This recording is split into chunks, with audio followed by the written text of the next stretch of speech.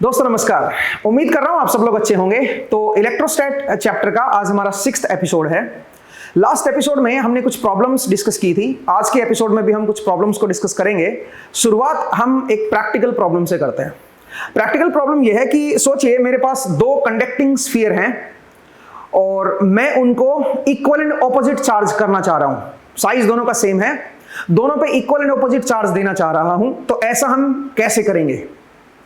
तो जरा देखिए, मेरे पास ये जो सिचुएशन है इसको मैंने इस तरह से बनाया हुआ है कि यहाँ पे दो स्फीयर हैं और ऑलमोस्ट साइज दोनों का सेम ही है। हालांकि ये थोड़ा सा बड़ा है बट मैं मान लेता हूं कि ज्यादा डिफरेंस नहीं है, दोनों इक्वल ही साइज के हैं।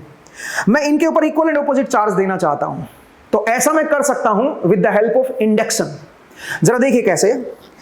सबसे पहले मैंने इस रोड को चार्ज किया, ठीक है, और मैं इसको इसके पास में ला रहा हूं और मैंने इसको यहां पर टच करा दिया है, ठीक है, और इसको फिर हटा दिया है। ऐसा करने से इसके ऊपर इलेक्ट्रॉन ट्रैप हो गए हैं और इसके ऊपर पॉजिटिव आयंस ट्रैप हो गए हैं। मैं जरा चेक करवा देता हूं आपको। ये मेरे पास इलेक्ट्रोस्कोप है और ये न्यूट्रल है फिलहाल। तो मैंने सबसे पहले इसको यहां पर टच किया, आपने देखा कि इलेक्ट्रॉन इसके ऊपर ट्रांसफर हो गए और ये रिपेल कर रहा है थोड़ा सा, ठीक है। मैं इसको फिर से करता हूं तो ये अभी रिपेल हुआ, थोड़ा सा हल्का सा डिफ्लेक्ट हुआ, बिकॉज़ चार्ज इतना ज्यादा नहीं था। अब मैं इसको लेके आ रहा हूं तो इसके ऊपर ऑपोजिट चार्ज होना चाहिए। जैसे ही मैं इसको पास में लाऊंगा आप देख पा रहे होंगे नीडल वापिस आई है, नीडल हल्की सी वापस आई। एक बार दोबारा देख लीजिए, ठीक है, एक बार दोबारा देख लीजिए। मैंने इसके ऊपर अच्छा खासा चार्ज लाया, उसके बाद मैंने इसको यहां पर टच किया और इसको पास में लेके आया और इसके बाद इसको मैंने हटा दिया। इलेक्ट्रॉन अब इसके ऊपर ट्रैप हो गए हैं, ठीक है। जरा देखिए, मैं पहले इसको न्यूट्रल कर लेता हूं। इसको मैंने टच किया, इलेक्ट्रॉन इसके ऊपर चले गए हैं। अब इसके ऊपर ऑपोजिट चार्ज है, पॉजिटिव।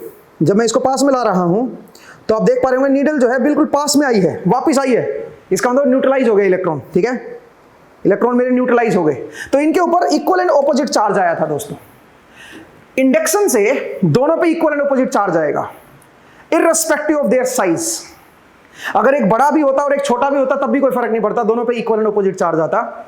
और ये ऐसा हो क्यों रहा है? जैसे मैं इस नेगेटिव रोड को इसके पास में ला रहा हूं और इसको मैंने यहां पर टच किया हुआ है तो यहां से इलेक्ट्रॉन जो है रिपेल हुए हैं और वो इस तरफ आ गए हैं, इस स्फीयर पे आ गए हैं, ठीक है। इलेक्ट्रॉन इधर आ गए हैं। अब मैंने इसको हटा दिया, अब वो इलेक्ट्रॉन इसके ऊपर ट्रैप हो गए और यहां पे पॉजिटिव आयंस रह गए। इसका मतलब इसके ऊपर पॉजिटिव चार्ज रह गया है और इसके ऊपर नेगेटिव है और दोनों इक्वल एंड ऑपोजिट है, सही है। तो with the help of induction ऐसा आप कर सकते हो।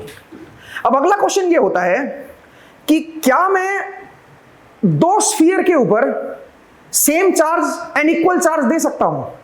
एक स्फीयर पे अगर Q चार्ज है तो दूसरे पे भी Q हो, क्या मैं ऐसा कर सकता हूं? ऐसा भी आप कर सकते हो दोस्तों। जरा देखिए कैसे। मैं इसको न्यूट्रलाइज कर रहा हूं, इसको भी मैं न्यूट्रलाइज कर देता हूं। तो मैंने क्या किया, जरा देखिए। सबसे पहले मैंने इंडक्शन की हेल्प से इसको चार्ज किया है, जरा देखिए। तो ये जो स्फीयर है इसको मैं with the help of induction मैंने चार्ज कर दिया है।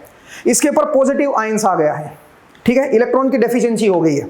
अब मैंने क्या किया, इस दूसरे इक्वल साइज के स्फीयर को लिया और इसको टच करा दिया यहां पे। जैसे मैंने टच किया कुछ इलेक्ट्रॉन इसके निकल के उधर चले गए हैं और उन्होंने उसके कुछ पॉजिटिव चार्ज को न्यूट्रलाइज कर दिया है। हालांकि स्टिल इसके ऊपर कुछ पॉजिटिव चार्ज है, क्योंकि इसके इलेक्ट्रॉन निकल गए हैं उधर तो इसके ऊपर भी अब कौन सा चार्ज आ गया? पॉजिटिव चार्ज आ गया। दोनों पे इक्वल चार्ज आया होगा, चेक करते हैं। तो सबसे पहले मैंने इसको इससे टच करा दिया है। आप देखें कि इसके ऊपर जो पॉजिटिव चार्ज था वो इसके ऊपर भी ट्रांसफर हुआ, कुछ इलेक्ट्रॉन इसके भी निकल गए और एक तरह से इसके ऊपर भी सेम वो पॉजिटिव चार्ज आ गया है। अब जब मैं इसको पास में ला रहा हूं तो नीडल और आगे जा रही है, वापस नहीं आ रही। जरा देखो ध्यान से, ये नीडल उल्टा और आगे जा रही है। इसका मतलब इसके ऊपर कौन सा चार्ज है? सेम चार्ज आया होगा इसके ऊपर, ठीक है। इवन मैं टच करूंगा तो और दूर चली जाएगी। तो यहां से आप देख सकते हो कि इस तरीके से आप सेम चार्जेस को ला सकते हो दोनों स्फीयर के ऊपर। लेकिन अगर दोनों स्फीयर के ऊपर इक्वल चार्जेस लाना चाहते हो, आप सेम पोलैरिटी के इक्वल चार्जेस लाना चाहते हो, तो कंडीशन ये है दोस्तों कि दोनों का जो साइज होना चाहिए वो सेम होना चाहिए। अगर एक स्फीयर बड़ा हुआ और एक छोटा हुआ और तब आप जब ये कांटेक्ट करते हो, कांटेक्ट से जब चार्ज ट्रांसफर करना शुरू करते हो, तो बड़े वाले स्फीयर पे और छोटे वाले स्फीयर पे इक्वल चार्ज नहीं रहेगा। फिर सेम चार्ज तो आ जाएगा, सेम पोलैरिटी का तो आ जाएगा, बट इक्वल नहीं आएगा। ऐसा क्यों होगा आगे चल के हम पढ़ेंगे, ठीक है। जब मैं आपको रेडियस ऑफ कर्वेचर का कंसेप्ट समझाऊंगा और तब आपको जब समझाऊंगा कि रेडियस बड़ी छोटी होने से चार्ज का जो कॉन्टेक्ट से जो ट्रांसफर होता है वो इक्वल नहीं होता है, उसको हम देखेंगे तो तब आपको समझ आएगा। अगर इनका साइज इक्वल नहीं हुआ तो इक्वल चार्ज नहीं आएगा, पोलैरिटी सेम जरूर आ जाएगी, ठीक है। तो ये हम आगे चल के देखेंगे। तो सेम चार्ज अगर आप चाहते हो तो इक्वल साइज होना बहुत जरूरी है, ठीक है। बहुत बढ़िया जी, वापिस आते हैं। अब एक और यहां पे मैं आपको प्रैक्टिकल क्वेश्चन बताना चाहता हूं और एक और बड़ी इंटरेस्टिंग सिचुएशन है। जरा देखिए, मेरे पास ये प्लास्टिक रोड है, इस प्लास्टिक रोड को मैंने रब किया और आप जानते हो इसके ऊपर कुछ नेगेटिव चार्ज आ गया है, आप देख भी पा रहे होंगे ये डिफ्लेक्ट हो रहा है, इसका मतलब इसके ऊपर नेगेटिव चार्ज है। लेकिन जरा सोचिए, अब अगर मैं इस प्लास्टिक रोड को, जो हमारी मोमबत्ती होती है उसकी जो फ्लेम होती है, अगर उसके साइड में थोड़ा सा इसको पास में लेके आऊं तो आपको एक इंटरेस्टिंग चीज देखने को मिलेगी। अब वो क्या इंटरेस्टिंग चीज देखने को मिलती है, तो चलिए जरा मोमबत्ती को लेके आते हैं और सेम इसको पहले चार्ज करते हैं और फिर मोमबत्ती की फ्लेम के ऊपर इसको जरा लेके आते हैं और फिर से चार्ज चेक करते हैं कि क्या इसमें चार्ज रहता है या नहीं रहता है, उसको जरा देखते हैं। तो चलिए मिलते हैं इसके अगले पार्ट में। तो दोस्तों, अब हमारे सामने एक मोमबत्ती है और मैंने इसको जला दिया है मोमबत्ती को। तो अब मैं क्या कर रहा हूं, अगेन मैं इसको चार्ज कर रहा हूं, ठीक है। और मैं जब इसके पास में लाऊंगा तो आप देख पा रहे हो ये डिफ्लेक्ट हो रही है। अब मैं एक काम करता हूं, मैं इसको इस मोमबत्ती के पास में लेके आता हूं, इसकी फ्लेम को नोटिस करना आप। इसकी फ्लेम जो है वो थोड़ी सी टिल्ट हो रही है ना। तो चलिए मैं इसको इस पे ऐसे से थोड़ा सा ले आता हूं पास में, ठीक है। ओके, तो मैंने क्या किया, मैंने इसको इस तरह से थोड़ा पास में और थोड़ा सा इसको घुमा लिया इसके चारों ओर, ठीक है। अब जरा वापस लेके आता हूं।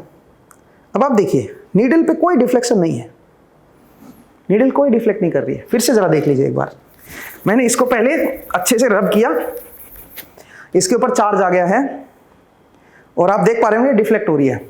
लेकिन जैसे ही मैं इसको मोमबत्ती पे ऐसे लेके आता हूँ, इसकी फ्लेम के साथ इसको जब मैं टच कराता हूँ, इसकी फ्लेम के पास में लेके आ रहा हूँ बस मैं, ठीक है। और उसके बाद फिर से मैं इसके पास में ला रहा हूँ, तो आप देख पा रहे होंगे डिफ्लेक्ट नहीं हो रही। ऐसा क्यों हो रहा है? ऐसा इसलिए हो रहा है दोस्तों कि जैसे हमने इसको रब किया, इसके ऊपर नेगेटिव चार्ज आया। जो यहाँ पे फ्लेम है वहाँ पे आयोनाइज्ड गैसेस हैं। तो आयोनाइज्ड गैसेस में पॉजिटिव चार्ज भी है और नेगेटिव चार्ज भी है। इस फ्लेम के पास एक तरह से पॉजिटिव एंड नेगेटिव दोनों ही चार्जेस हैं। तो जैसे आपने इस नेगेटिव रोड को इसके पास में लेके आए, तो इसके अंदर जो पॉजिटिव आयंस थे, क्योंकि यहाँ पे आयोनाइज्ड गैसेस हैं, आप ये समझिए, तो एक तरह से जो पॉजिटिव चार्ज था वो इसके साथ उसने इलेक्ट्रॉन को न्यूट्रलाइज कर दिया।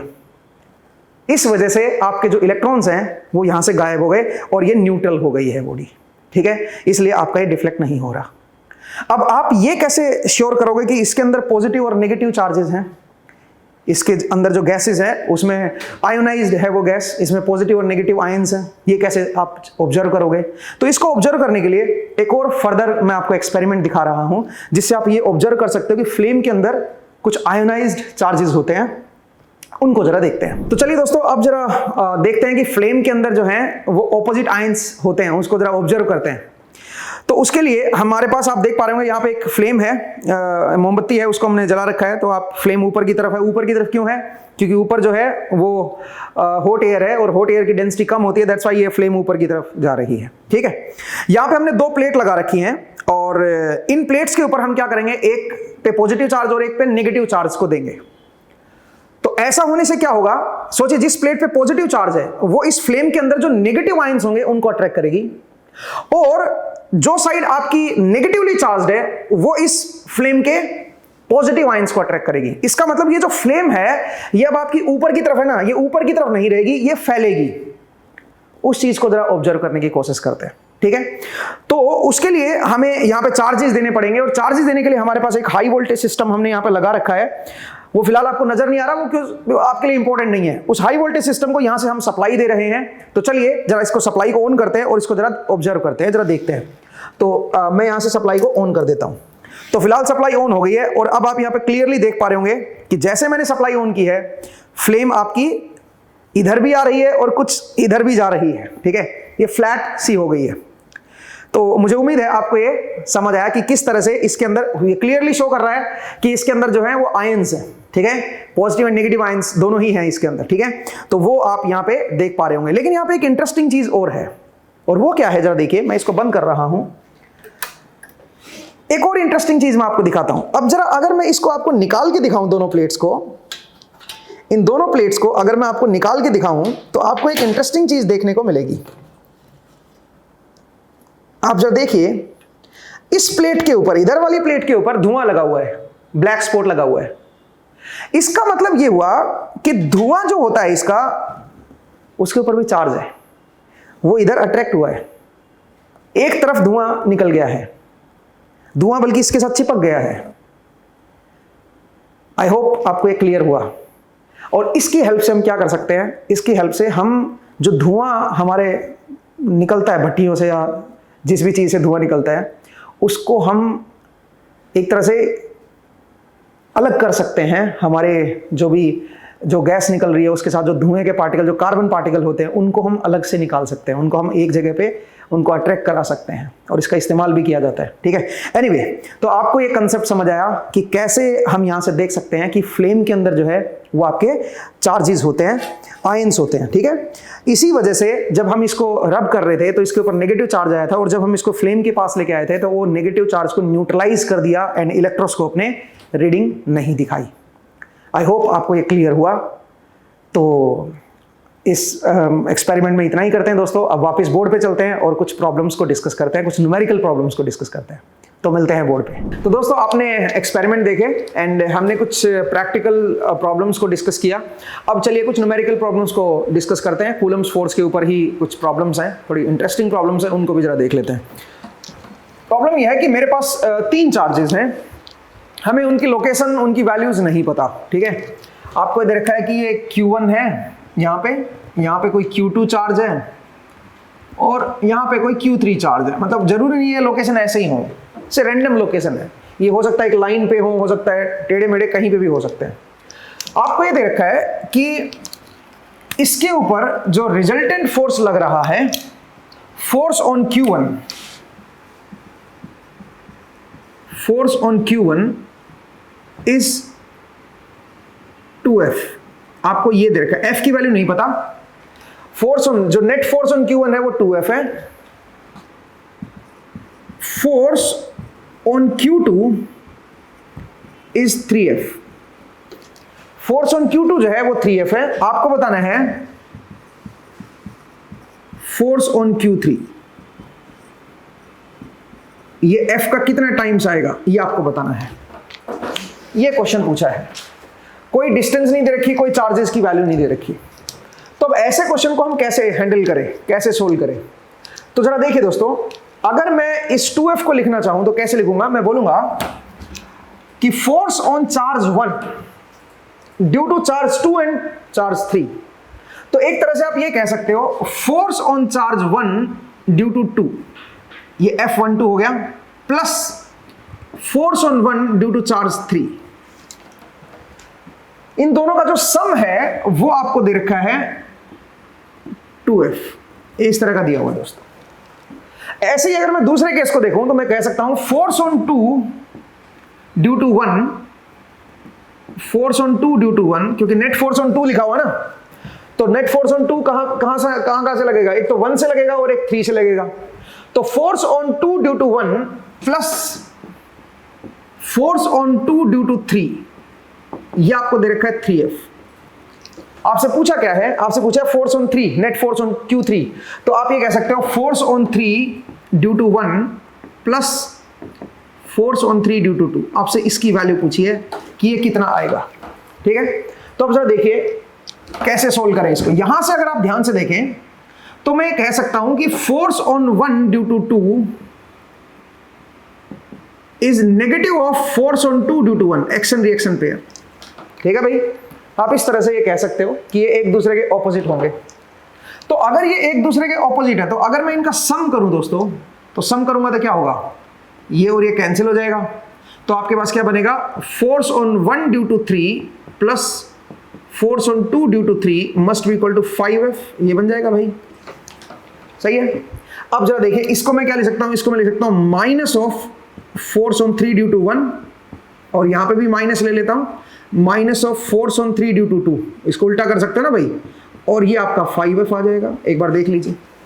और यहां से आप माइनस कॉमन लेके उधर ले जा सकते हैं, तो अल्टीमेटली इसकी जो वैल्यू बनेगी force on 3 due to 1 plus force on 3 due to 2, इसकी जो वैल्यू आएगी वो बनेगी -5f। तो सीधा सीधा क्या बन गए, ये आ गया -5, यहां पे जो आंसर आएगा वो -5 आएगा। तो मुझे उम्मीद है ये क्वेश्चन आपको समझ आया। बहुत प्यारा क्वेश्चन था, ना इसमें कोई डिस्टेंस दे रखी थी, ना इसमें कोई चार्जेस की वैल्यू दे रखी थी।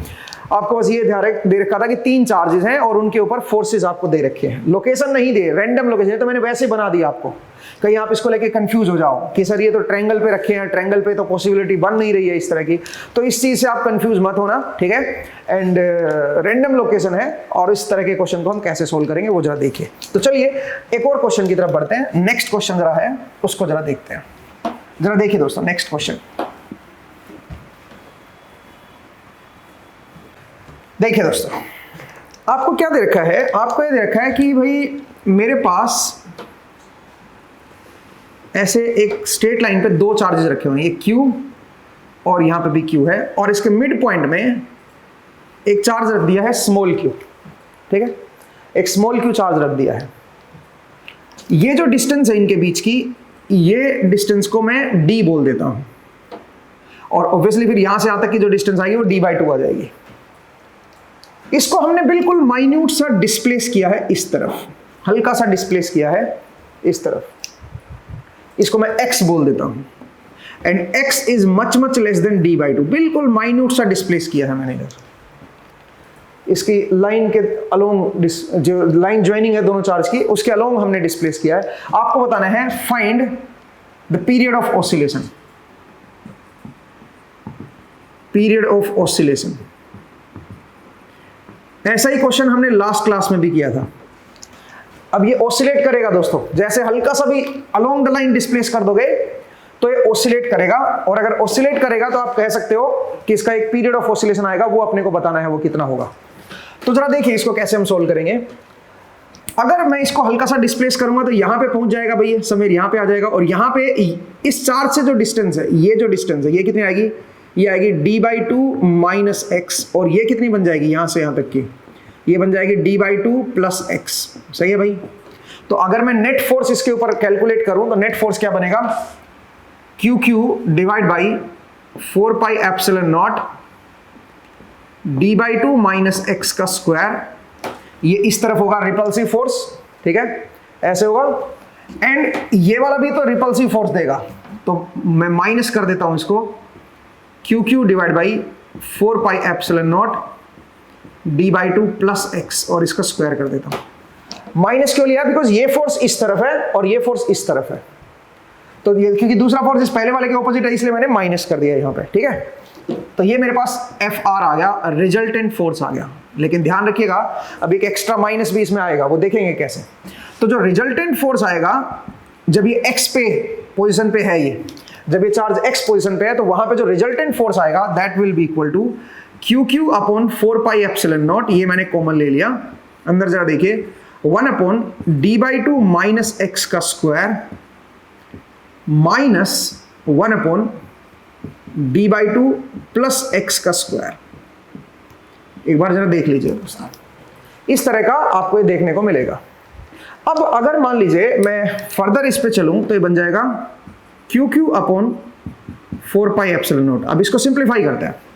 अब इसको कैसे सिंप्लीफाई करोगे भाई, तो एलसीएम लेना पड़ेगा, एलसीएम ले लेते हैं, d/2 माइनस x इसका square into d/2 plus x इसका स्क्वायर, और न्यूमरेटर में क्या बन जाएगा, d/2 plus x square minus d/2 minus x square, इस तरह का आएगा। अब अगर मैं फर्दर यहां से देखूं तो FR जो बनेगा it comes out to be QQ upon 4 pi epsilon naught.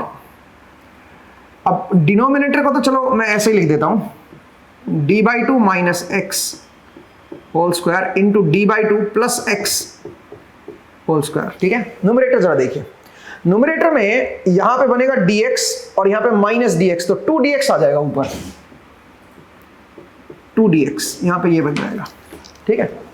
अब डिनोमिनेटर में देखिए, क्योंकि x जो है वो बहुत ही ज्यादा लेस है d/2 से, और यहाँ पे भी बहुत ही ज्यादा लेस है d/2 से, तो आप x को नेग्लेक्ट कर सकते हो।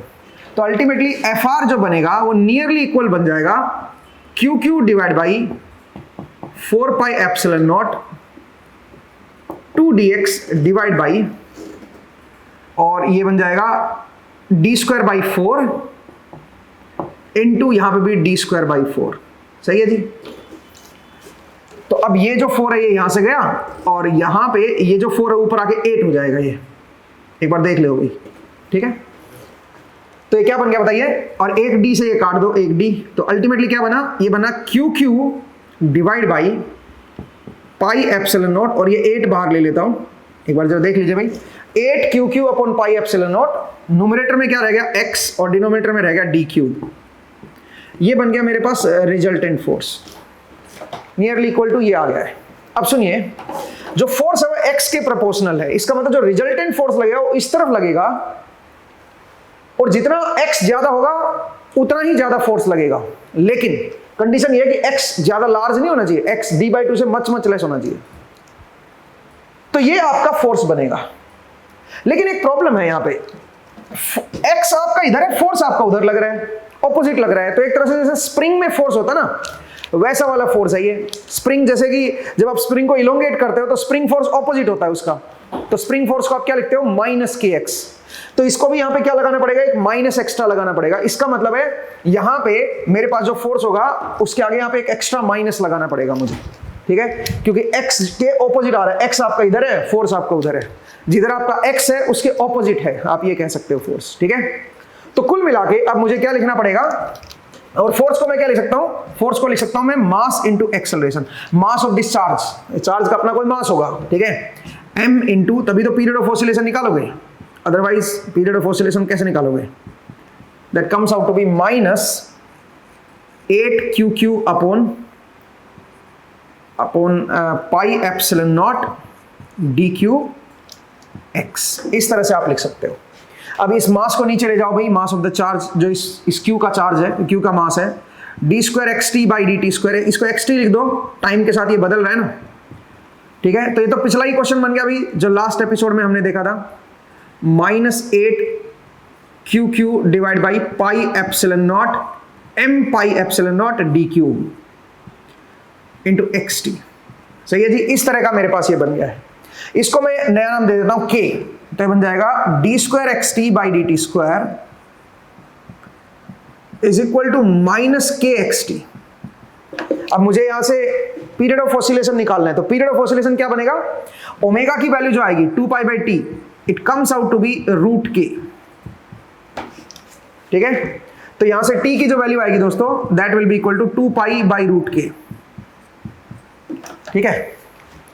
अब ये आपको लास्ट एपिसोड में मैंने करवाया था कि कैसे हम पीरियड ऑफ ऑसिलेशन यहां से निकालते हैं, ठीक है, और k की वैल्यू ये रही है, तो इसका सीधा सीधा मैं आंसर दूंगा, तो 2π डिवाइड बाई √, इसको पुट कर देते हैं 8QQ अपॉन m πε0 d³। तो अगर मैं इसको ऊपर लेके जाऊंगा तो ये रूट के अंदर ही आ जाएगा, ये बन जाएगा 4π² m πε0 d³ अपॉन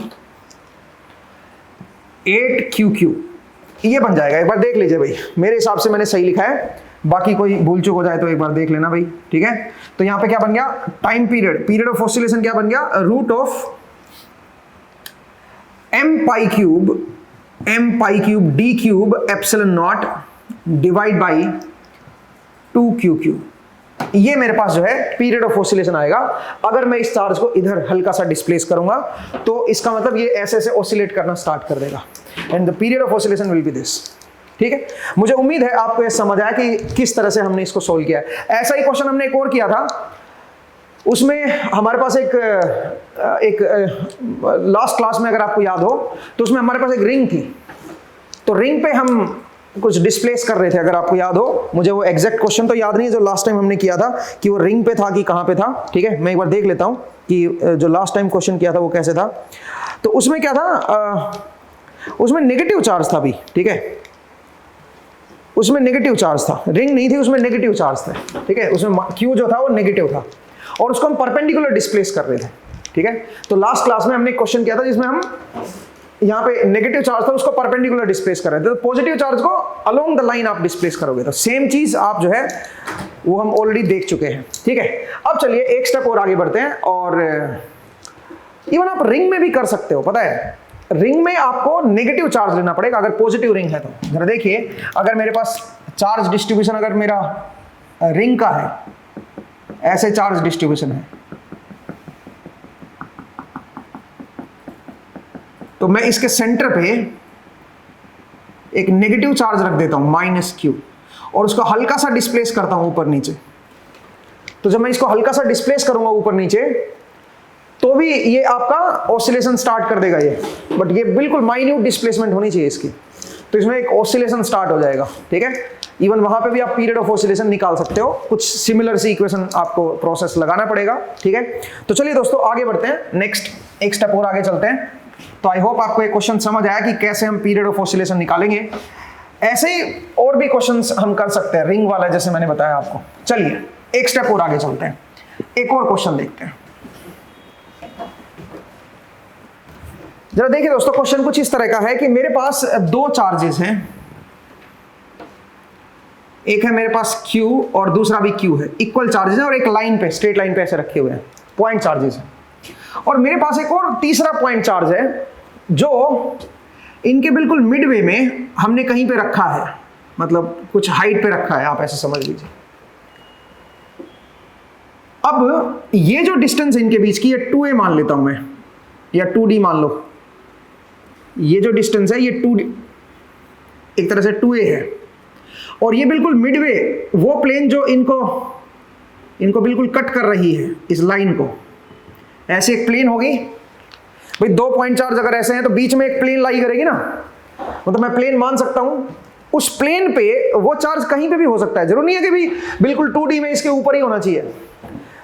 ये दो, एक पॉइंट चार्ज यहाँ पे, एक पॉइंट चार्ज यहाँ पे, बीच में जो है प्लेन उसमें इधर भी लाई कर सकता है, इधर भी, इधर भी, इधर भी, कहीं पे भी लाई कर सकता है ना, ठीक है, कहीं पे भी लाई कर सकता है ना उस प्लेन में, तो सिमेट्रिक ही होगा वो। तो आप 2D में देख रहे हो तो आपको ऐसा नजर आ रहा है। आप इमेजिन करो इसको, दो चार्जेस का, अगर मेरे पास कुछ वैसे है नहीं दिखाने के लिए, सोचिए दो चार्ज यहाँ पे रखे हुए हैं, मुझे उनके मिडिल में अगर पॉइंट चार्ज को रखना है किसी डिस्टेंस पे, तो जरूरी तो थोड़ी ना कि मैं ऊपर ही दिखाऊं, मैं उसको इधर भी डिस्प्लेस कर सकता हूं, मैं इसको नीचे भी कर सकता हूं, मैं मेरी तरफ भी कर सकता हूं। इसका मतलब इस प्लेन में मैं कहीं पे भी उसको ले जा सकता हूं, वो इक्वल डिस्टेंस ही रहेगी उन चार्जेस से।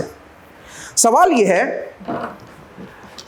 कि अगर मैं इसको एक टेस्ट चार्ज ले लूं Q, इसको भी Q ले लेता हूं, कोई टेस्ट चार्ज है ये, तो कितने डिस्टेंस पे मैं इसको यहां से कितने डिस्टेंस पे लेके जाऊं, ये x जो है कितने डिस्टेंस हो, सच दैट इसके ऊपर जो फोर्स लगे वो मैक्सिमम हो, जो इसके ऊपर फोर्स लगे वो मैक्सिमम हो। आपको ये x की वैल्यू बतानी है। तो आप क्या करोगे दोस्तों, जरा देखिए, ये जो डिस्टेंस है यहां से यहां तक की, वो डिस्टेंस है मेरे पास a, और यहां से यहां तक की जो डिस्टेंस है वो भी a है। अब जरा देखिए, ये रिपेल करेगा इसको क्योंकि पॉजिटिव चार्ज है, तो इसकी वजह से फोर्स आपका इधर आएगा, और ये भी आपका रिपेल करेगा भाई, ठीक है, इसकी वजह से फोर्स आपका इधर आएगा, और दोनों का जो रिजल्टेंट है वो आपका इस तरफ आ जाएगा। अब मुझे रिजल्टेंट निकालना है सबसे पहले तो फोर्स का। अब रिजल्टेंट अगर मैं निकालूंगा तो कैसे निकालूंगा जरा बताइए। तो उसके लिए मुझे क्या करना पड़ेगा, पहले ये F निकाल लेते हैं, ये वाला F, जितना ये वाला F होगा उतना ही फिर ये वाला F होगा, और मैं इसको थीटा मान लेता हूं। ये एंगल अगर मेरा थीटा है हॉरिजॉन्टल के साथ, तो ये 90 माइनस थीटा हो जाएगा, ये भी आपका 90 माइनस थीटा हो जाएगा, ठीक है। एक बार जरा देख लो, इसको थीटा मान लिया मैंने, तो ये आपका इधर वाला 90 माइनस थीटा हो जाएगा ना, ये वाला, तो ये वाला एंगल भी 90 माइनस थीटा हो जाएगा, और फिर F का प्रोजेक्शन ले लूंगा मैं। तो रिजल्टेंट फोर्स जो बनेगा दोस्तों, वो क्या बनेगा, वो एक तो वर्टिकली अपवर्ड बनेगा, ठीक है, और कितना बनेगा बताओ जरा, F cos 90 minus theta sine theta, इसका कॉम्पोनेंट, और इसका भी क्योंकि सेम ही फोर्स है ना, मिडवे है, तो सेम ही फोर्स लगेगा ये भी, तो इसका भी जब इधर वाला कॉम्पोनेंट करोगे तो डबल हो जाएगा। ये मेरा रिजल्टेंट फोर्स बनेगा अपवर्ड, अवे। जो इनके हॉरिजॉन्टल कंपोनेंट आएंगे दोस्तों वो कैंसिल आउट कर देंगे, हॉरिजॉन्टल कंपोनेंट में नहीं निकाल रहा हूं, ये मेरा अपवर्ड फोर्स आपको देखने को मिलेगा। अब मुद्दा ये है कि इस F की क्या वैल्यू है, तो इस F को निकालने के लिए हम क्या करेंगे, F मतलब मैग्नीट्यूड है फोर्स का, इस चार्ज के ऊपर ये चार्ज कितना फोर्स लगा रहा है, तो वो क्या होगा, वो होगा Q into Q divide by 4 pi epsilon not और इनके बीच की जो डिस्टेंस है उसका स्क्वायर, बीच की जो डिस्टेंस है वो a एंड x का पाइथागोरस थ्योरम लगा के आप सीधा सीधा बोल सकते हो, ये आएगी a square plus x square, और इसका रूट का स्क्वायर हो जाएगा तो रूट हट जाएगा।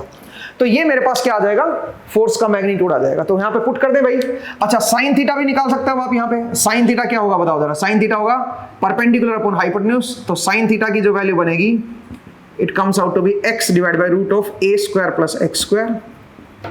ठीक है जी। तो अगर मैं यहाँ पे पुट करूंगा तो रिजल्टेंट फोर्स जो मेरा बनेगा दोस्तों, it comes out to be, ध्यान रखना ये मैग्नीट्यूड है, डायरेक्शन जो है वो अपवर्ड है, अपवर्ड डायरेक्शन को मैं जे कैप बोल देता हूं। ठीक है, तो मैं फिलहाल मैग्नीट्यूड लिख रहा हूं यहाँ पे, डायरेक्शन के साथ मेरा कोई रिलेशन नहीं है फिलहाल, मतलब मैं देखना नहीं चाह रहा डायरेक्शन को, मैं सिर्फ मैग्नीट्यूड में इंटरेस्टेड हूं। तो 2 इंटू एफ की वैल्यू क्या हो जाएगी, Q Q divide by 4 pi epsilon not. ठीक है, और यहाँ पे साइन थीटा की वैल्यू पुट कर दो, इसकी वैल्यू पुट कर दो तो बन जाएगा x, और नीचे क्या आ जाएगा बताओ जरा, नीचे आ जाएगा a square plus x square raise to the power 3/2। ये बन जाएगा मेरा FR। अब मुद्दा ये है कि मैं x की क्या वैल्यू लूं कि मैक्सिमम आ जाए। तो उसके लिए मुझे क्या करना पड़ेगा, उसके लिए मुझे इसका डेरिवेटिव लेना पड़ेगा, मतलब dFR अपॉन dx करना पड़ेगा दोस्तों, और उसको जीरो करना पड़ेगा, तभी तो मैक्सिमा की कंडीशन लगानी पड़ेगी ना भाई।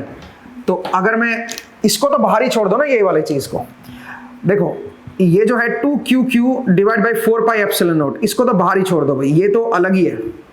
x divide by a square plus x square raise to the power 3/2।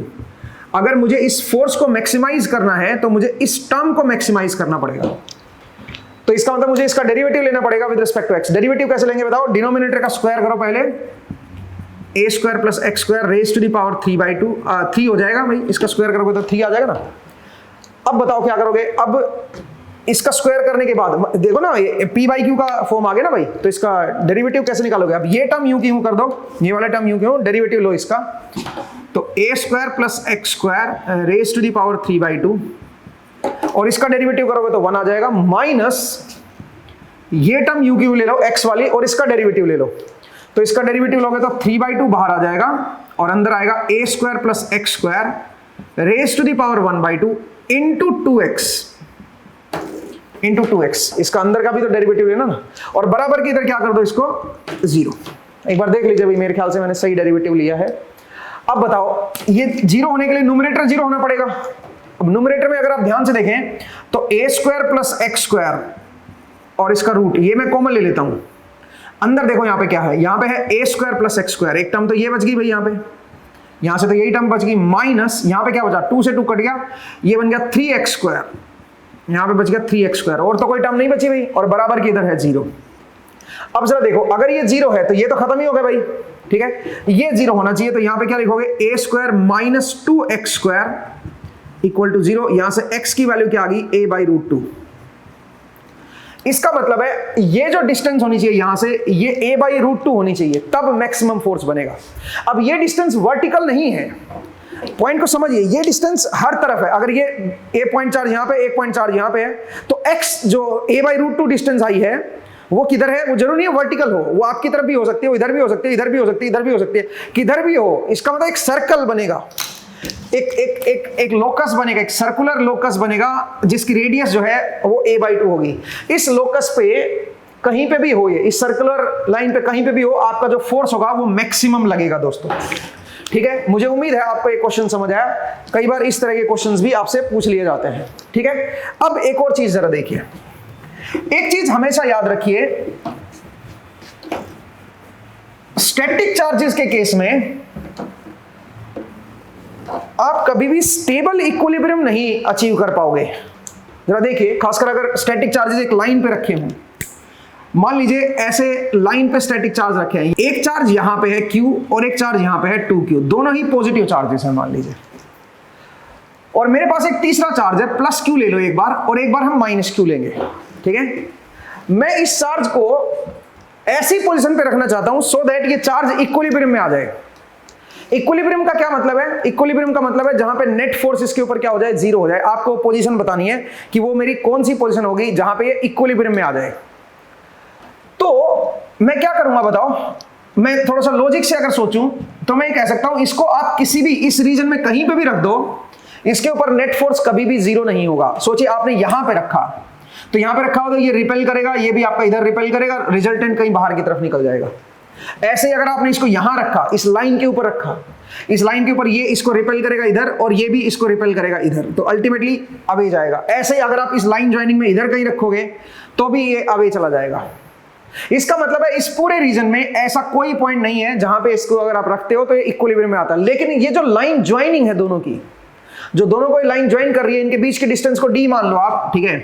अगर इस पे मैं समवेयर कहीं रखूं इस चार्ज को, तो पॉसिबिलिटी है कि इसके ऊपर नेट फोर्स जो है वो मेरा 0 आ जाए।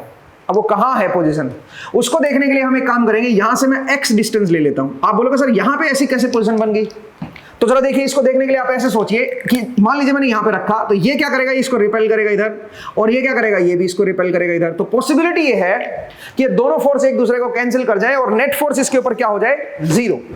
ये एक पॉसिबिलिटी बन सकती है इनके बीच में कहीं पे, अगर आप इस चार्ज को रखते हो तो इस लाइन ज्वाइनिंग पे कहीं पे रखते हो तो। अब वो पोजीशन कहां होगी, इस लाइन ज्वाइनिंग पे वो पोजीशन कहां पे होगी जहां पे इस चार्ज को अगर मैं रखूं तो नेट फोर्स इसके ऊपर 0 आ जाए।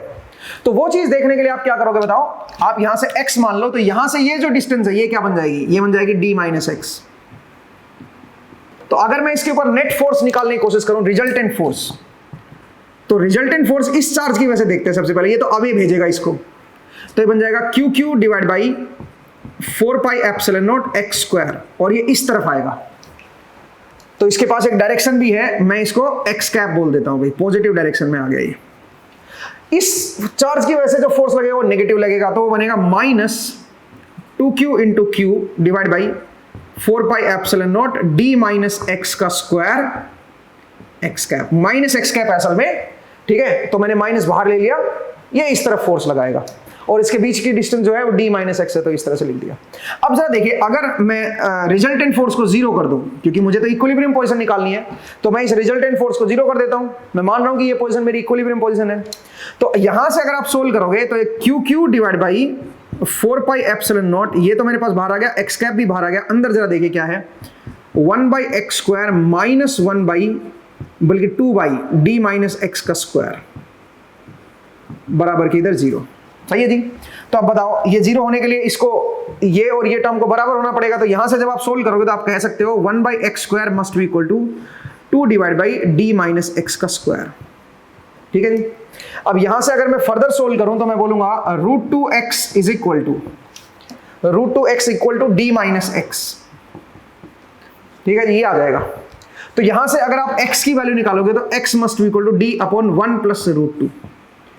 ये मेरे पास x आ गया, यहां से कितना डिस्टेंस है, ये डिस्टेंस आ गई मेरे पास, ठीक है, ये मेरे पास डिस्टेंस आ गई। यहां पे अगर आप चार्ज को रखते हो तो ये इक्विलिब्रियम में रहेगा, बट ये इक्विलिब्रियम जो होगा ये एक स्टेबल इक्विलिब्रियम नहीं होगा दोस्तों।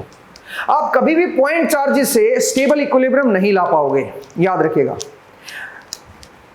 पॉइंट चार्जेस से कहीं पे भी ऐसा कोई पॉइंट नहीं निकलेगा जो स्टेबल इक्विलिब्रियम। आप बोलोगे सर स्टेबल इक्विलिब्रियम क्यों नहीं है, जरा देखिए, अगर ये जो चार्ज है, अगर मैं इसको हल्का सा इधर डिस्प्लेस करूंगा तो इसके ऊपर इधर वाला जो फोर्स है वो इंक्रीज हो जाएगा, क्योंकि इस चार्ज के नजदीक आ गया ना इधर के, तो ये वाला फोर्स इंक्रीज हो जाएगा, और ये जो रिपल्सिव फोर्स है इधर की तरफ वो डिक्रीज हो जाएगा। तो अल्टीमेटली रिजल्टेंट फोर्स इसका इस तरफ आएगा और वो वापस इसको डिस्प्लेस करके यहां पे ले आएगा। तो अगर ये हॉरिजॉन्टल मूव हो रहा है तो कोई दिक्कत नहीं है, वापस लौट के यहीं पे आ जाएगा, ठीक है, वापस लौट के यहीं पे आ जाएगा। तो इस हिसाब से तो स्टेबल होना चाहिए, स्टेबल इक्विलिब्रियम होना चाहिए, जबकि ऐसा नहीं है। क्यों नहीं है, क्योंकि सोचिए आप इधर नहीं मूव कर रहे हो, आप इसको वर्टिकल मूव कर रहे हो। सोचिए आपने ऊपर की तरफ डिस्प्लेस कर दिया, हल्का सा ऊपर की तरफ डिस्प्लेस कर दिया। जैसे आप इसको हल्का सा ऊपर डिस्प्लेस करोगे ये इसको अवे भेजेगा, और ये जो है ये भी इसको अवे भेजेगा, ठीक है। तो रिजल्टेंट फोर्स जो है वो इस पे अवे लगेगा और वो इसको यहां पे कभी भी लौट के नहीं आने देगा, इसको दूर ले जाएगा। इसका मतलब ये जो पॉइंट है यहां पे जो चार्ज रखा हुआ था वो पॉइंट आपका एक अनस्टेबल इक्विलिब्रियम पॉइंट को दिखा रहा है। स्टेबल इक्विलिब्रियम पॉइंट कौन से होते हैं, जहां पे अगर मैं कोई धक्का दूं, कोई फोर्स दूं तो वापस लौट के वहीं पे आ जाए चार्ज, ठीक है, उसको हम लोग बोलते हैं स्टेबल इक्विलिब्रियम पॉइंट, ठीक है। आई होप आपको समझ आया कि किस तरह से आप इसको दिखाओगे, ठीक है, किस तरह से आप इसको स्टेबल इक्विलिब्रियम बोलोगे। तो फिलहाल ये अनस्टेबल इक्विलिब्रियम। ऐसे अगर मैं -q चार्ज रखता तो भी ऐसी सिचुएशन आती, ठीक है। तो इस तरफ ये ऑसिलेट कर सकता है, बट ये अगर आपने ऊपर नीचे इसको धक्का दे दिया तो अब ये चला जाएगा, ये कहीं दूर ही चला जाएगा, ठीक है। ऐसे ही आप -q को रखोगे तो -q के लिए भी आप ऐसे ही पोजीशन निकाल सकते हो, ठीक है, वो सेम ही बनेगी, ठीक है, -q के लिए भी, -q के लिए भी। तो -q में भी ऐसा ही होगा, जब आप इसको इधर उधर इधर उधर डिस्प्लेस करोगे, सोचिए माइनस क्यू है, तो इस बार आप इसको हॉरिजॉन्टल डिस्प्लेसमेंट नहीं दे पाओगे माइनस क्यू के केस में।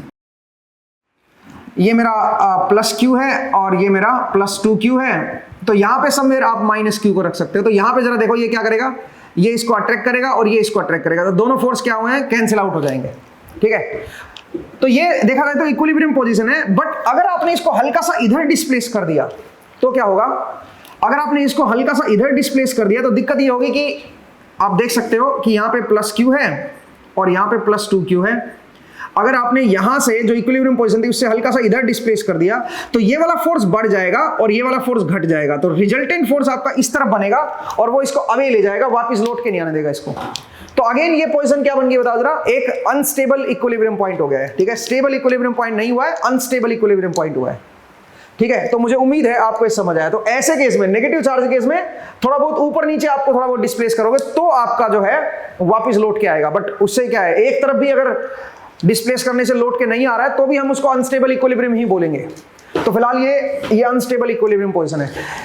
हमेशा याद रखिए जब भी आपके स्टैटिक चार्जेस का केस आ जाए, ठीक है, तो स्टैटिक चार्जेस के केस में आप कभी भी स्टेबल इक्विलिब्रियम पॉइंट अचीव नहीं कर पाओगे। ठीक है, खासकर जब पॉइंट चार्जेस की अगर मैं बात करूं तो पॉइंट चार्ज अगर कहीं पे रखे हुए हैं और अगर आप उससे स्टेबल इक्विलिब्रियम लेना चाहते हो और 2D में वो भी, तो आप कभी नहीं अचीव कर पाओगे। ठीक है, तो मुझे उम्मीद है आपको ये लेक्चर जो है समझ आया, ये एपिसोड आज का समझ आया।